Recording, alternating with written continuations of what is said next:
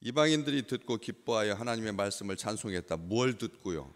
그 위쪽에 있는 말씀, 바울이 바나바와 함께 담대히 선포한 말씀, 우리가 이방인에게로 향한다. 너희들이 영생을 얻기에 합당하지 않은 자로 자처하기 때문에 우리가 이방인들에게 향한다.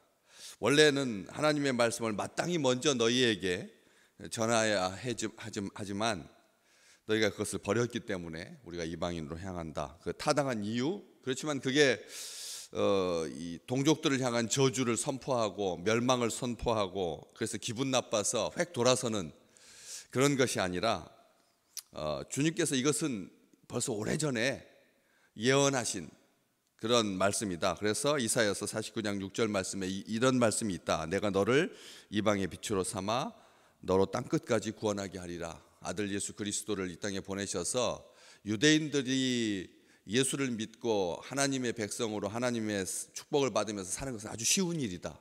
원래 이사야서 49장 이 6절 말씀의 본문은 좀 더 길고, 그리고 앞쪽은 그렇게 이스라엘 백성들이 하나님의 말씀을 맡은 자로 하나님의 말씀의 백성으로 아주 신실하게 살게 되는 것은 어렵지 않다, 쉽게 된다. 그리고 그 뒤에 이방인들을 향한 약속이 나오는데 오늘 이 47절에 바울은 그렇게 인용을 한 거죠. 그리고 그렇게 그 말씀을 들었을 때 48절, 이방인들이 듣고 기뻐서 하나님의 말씀을 찬송했다. 하나님을 찬송하지 아니하고 하나님의 말씀을 찬송했다라고 표현하고 있는 것을 보셔야 합니다. 이방인들이 그 바울의 말을 듣고 기뻐해서 하나님의 말씀을 찬송했다, 이렇게 기록되어 있습니다. 왜 말씀을 찬송한다라고 하는 말이 그럼 성경을 찬송하는 것 같아서 이것은 잘못된 신앙의 행태인데 이렇게 생각하기 쉽습니다. 그렇지만 여기 무슨 말씀을 찬송한 거냐? 자기들이 구원받게 될 것을 하나님께서 그렇게 옛날부터 작정하시고 여기 영생을 주시기로 작정된 자는 다 믿었다, 이렇게 기록되어 있으니까 하나님께서 태초부터 우리를 구원하시기로 작정했다라고 하는 것이 너무 행복해서, 그래서 그 말씀을 찬송한 거죠. 하나님을 찬송하지 않고 말씀을 찬송한 게 아니라 그 말씀, 그 약속, 이것이 너무나 행복해서 찬송하고 있는 것을 보게 됩니다. 역대하 6장에 보면 솔로몬이 성전을 하나님 앞에 봉헌하면서 했던 기도문이 기록되어 있는데 거기에도 그 이방인들을 향한 축복이 아주 중요한 요소로 자리하고 있습니다.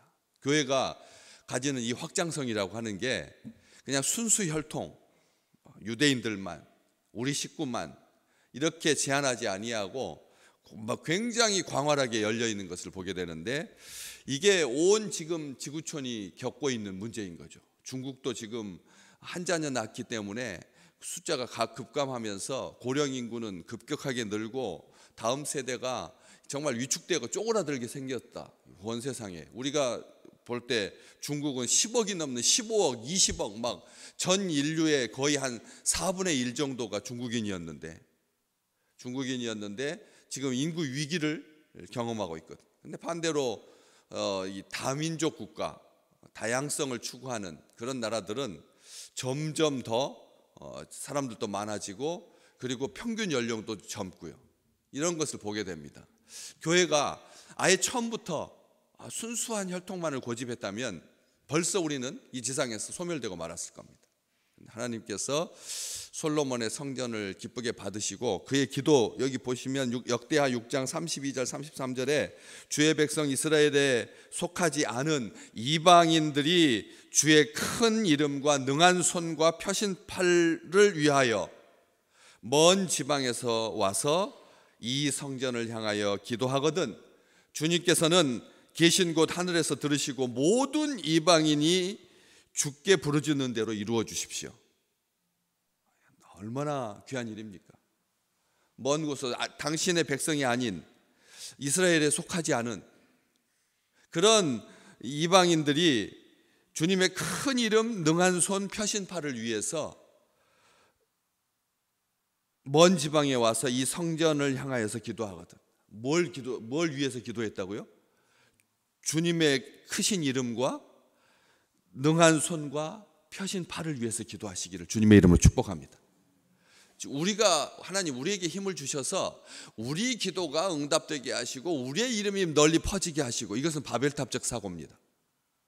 진정 하나님께서 복 주신 주의 백성들은 하나님의 큰 이름, 능한 손, 펴신 팔, 이 세 가지를 기억하셔서 주님의 전을 향하여서, 교회를 향하여서, 성전을 향하여서 기도하거든 주께서 계신 곳 하늘에서 들으시고 모든 이방인이 주께 부르짖는 대로 이루어 주십시오. 땅에 왜 이루어 주실, 하나님이 이루어 주라고 솔로몬이 기도했느냐면 그 뒤가 더 중요한데, 주께서 부르짖는 대로 이루어 주시면 땅의 만민이 주의 이름을 알고 주의 백성 이스라엘처럼 하나님을 경외하게 될 거니까. 무슨 말인지 아시죠? 그래서 이방인들이 그렇게 주의 성전을 향해서 기도하면 하늘에서 들으셔서 모든 이방인들이 주께 부르짖는 대로 이루어 주셔서 땅의 만민이 주의 이름을 알고 주의 백성 이스라엘처럼 하나님 경외하게 해달라고 그렇게 기도했다는 것. 지금까지는 썩어질 것들에 매여서 죄와 사망의 권세 아래에서 힘들게 살아왔던 어둠의 사람들이었는데 하나님께서 그들을 불쌍히 여기신 거죠. 불쌍히 여기셨습니다. 그래서 하나님께서 아브라함을 택하시고, 그리고 아브라함의 그런 후손들을 통해서 하나님의 말씀이 하나도 가감없이 고스란히 이방인들에게 향하게 하시고, 하나님께서 그들에게 주셨던 그 복을 이방인들도 똑같이 누리게 해달라고. 그래서 성전에서는 항상 이방인의 뜰이 그 제도적으로 있게 된 것이죠. 그런 것처럼 두려움과 염려와 근심과 걱정으로 죄의 종노릇하면서 그렇게 힘들게 살던 이방인들에게 하나님께서 영생을 주시기로 작정하십니다. 이게 하나님의 뜻이고 이게 하나님의 경영이다. 이사야서에 기록되어 있다고 말씀드렸습니다. 이 경영이라고 하는 말은 매니지먼트가 아니라 플랜이다. 하나님의 계획이다. 이게 하나님의 뜻이다. 하나님의 아들 예수 그리스도는 참 하나님이시고 영생이시다. 요한일서 5장 20절 기록되어 있습니다. 여기 영생을 주시기로 작정된 자는 다 믿었다. 영생을 주신다라고 하는 말이 단순하게 이 생명과 소유의 개념이 아닙니다. 영생이라고 하는 말이 우리의 이 부족한 삶을 조금 더 연명하고 연장하는 그런 수준이 아니라는 거예요. 우리가 예수 믿어가지고 히스기야처럼 이 지상에서 한 15년 더 살겠다, 이런 생각을 가지고 영생을 바라볼 수 없는 거죠. 영생은 그게 아닙니다. 영생은 하나님께서 우리에게 주시기로 작정하신 건데, 영생이 뭐냐? 단순하게 생명의 연장이 아니라 요한일서 5장 20절 예수 그리스도가, 하나님의 아들 예수 그리스도가 참 하나님이시고 그가 영생이다. 이렇게 기록되어 있거든요. 그때 뭘 주시겠다는 말이에요? 예수님을 주시겠다는 말이잖아요.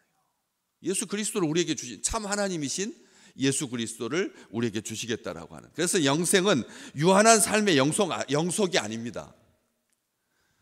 과거에도 살았고 지금도 살았고 미래도 살 것이다 라고 하는 그런 영원한 생명의, 이것은 부수적인 겁니다. 아셔야 합니다. 그게 최고의 아름다움일 수 없습니다. 우리 주님 안에서의 1분이 진짜 삶이지, 주님 바깥에서 만년, 이것은 헛것입니다. 헛된 것입니다. 아셔야 합니다. 주님 바깥에 있는 삶은 아무리 싸우면 싸울수록, 아무리 소문나면 소문날수록, 아무리 연장되면 연장될 수 있도록 그건 추한 겁니다. 더러운 겁니다. 썩어질 것입니다. 쇠하는 것입니다. 그걸 말하고 있지 않다는 것이죠. 우리 주님께서 자기 자신을 우리에게 다 주셨습니다. 자기 몸은 빼고 정신만 주신 거 아닙니다. 영은 빼고 성품만 주신 것 아닙니다. 주님께서 끼쳐주신 그 유익을 누리라고 열매만 우리에게 주신 게 아니라는 거죠. 자기 자신을 다 주셨습니다. 그래서 다 이룬 겁니다. 여기 영생을 주시기로 작정된 자는 다 믿더라 라고 하는 이 영생을 받은 하나님께서 작정하셔서 우리가 영생을 누리게 되어 있는데, 그냥 단순하게 예수가 가지고 계셨던 지식, 지혜, 정신, 마인드, 생각, 의지, 이걸로 사는 게 아니라는 거예요. 오늘 바울은 그렇게 고백하잖아요. 나는 죽고 예수로 산다. 나는 죽고 예수로 산다. 이게 무슨 말인데요? 나는 0% 하나도 없고 예수가 100%라는 뜻이죠. 나는 죽고 예수로 산다는 말은 나 70% 예수 30%가 아닙니다. 아시잖아요. 그래서 많이 양보해가지고 나 10% 예수 90% 이게 나는 죽고 예수로 사는 겁니까? 아니잖아요. 다 알잖아요. 나는 없는 겁니다. 나는 없어지는 겁니다. 그렇기 때문에 사는 것은 그리스도다. 세례를 설명하면서 내가 사는 것은 내가 사는 게 아니라 우리 주님께서 사시는 것이다. 그렇기 때문에 죽는 것도 유익하다라고 말한 거지. 우리가 죽는 게 뭐가 유익합니까? 오래오래 살아야죠. 건강하게 살아야죠. 그런데 바울은 그렇게 말하고 있거든. 그래서 우리 주님이 다다. 우리 주님과의 연합, 주님과의 일치. 사나 죽으나 우리는 누구의 것이라고요? 주의 것이로다. 그렇게 말할 수 있는 거죠. 주의 완전한 소유가 되는 거죠. 주님이 내 안에 계시고 내가 주님 안에 계시고 영원히 우리와 함께 계신 우리 주님. 그래서 임마누엘을 하나님께서 주신 그 축복을 우리가 지금 누리고 사는 거죠. 그리스도로 충만한 하루가 되시기를 주의 이름으로 축복합니다. 오늘가 주님으로 충만한 겁니다. 생각도 말도 행동도 그리고 의지도 계획도 모든 것이 다 주님인 거죠. 부닥칠 때마다 주님이 나오는 겁니다. 이게 성령이 충만하고 우리 주님이 충만하고 말씀이 충만한 것이죠. 요한복음 3장 36절 아들을 믿는 자는 영생이 있는 자다. 아들을 믿는 자는 영생이 있는 자다. 그를 믿는 자마다 멸망하지 아니하고 영생을 얻게 하려 하신다. 요한복음 3장 16절이 그래서 나온 겁니다. 이 말씀대로 그래서 새 생명으로 살게 하신다. 그런데 우리에게 영생을 주시기로 아들을 주시기로 믿는 자가 영생을 누리게 하나님께서 주셨는데 여기 영생을 주시기로 작정했다라고 하는 이 표현이 작정하다라고 하는 말이 우리 한국에서의 지금 상태는 무슨 결심이잖아요. 결심, 작정이라고 하는 말이. 근데 결심보다 좀 센 거죠. 아주 확고한 결심. 이게 작정이라는 말인데 헬라어에서 이 작정이라는 말은 지정이라는 말, 지정, 지명이라고 하는 성격이 더 강합니다. 우리가 작정하면 선택하게 돼 있죠. 그렇잖아요. 작정한 대로 하게 돼 있잖아요. 그렇기 때문에 선택의 개념이 우리에게는 있지만 조금 약하죠. 한국어에서는. 그런데 원어에서는 작정이 지명, 지정의 성격이 훨씬 더 강합니다. 그렇기 때문에 다시 말을 풀면 하나님께서 우리를 태초부터 뭐 하셨다고요? 지명하시고 지정하시고 태초부터 지명하시고 지정하시고 태초부터 우리를 선택하셨다라고 하는 그런 의미거든요. 그래서 이사야서 43장 1절 우리가 그렇게 사랑하는 겁니다. 내가 너를 구속하였고 너를 지명하여 불렀나니 너는 내 것이라. 아멘. 오늘 우리는 하나님의 소유된 백성, 하나님의 소유입니다. 하나님의 것입니다. 하나님께서 우리를 작정하셨다. 영생을 주시기로, 아들을 주시기로, 그리고 영원한 생명을 주시기로 작정하셨다. 그래서 모두 다 주신 거예요. 여기 그냥 작정된다는 다 믿더라라고 하는 말이 하나님께서 선택하신 사람 모두 다라는 뜻도 되지만 저는 또 이것을 어떻게 봤냐면 작정된 자는 하나님의 말씀을 다 믿더라. 예, 아멘. 하나님께서 주신 모든 것을 다 믿는 거죠. 말씀도 주시는 것 다 믿고 말씀도 믿고 예수 그리스도로 믿고 오늘도 우리는 믿습니다. 오늘 우리에게 주신 시간도 믿습니다. 하나님께서 주셨으니까. 하나님께서 오늘 이 날을 하나님께서 우리에게 주신 날 아닙니까? 그렇기 때문에 오늘이 소중한 날이고 오늘이 귀한 날이고 오늘이 복된 날이고 오늘이 행복한 날 되시기를 주님의 이름으로 축복합니다.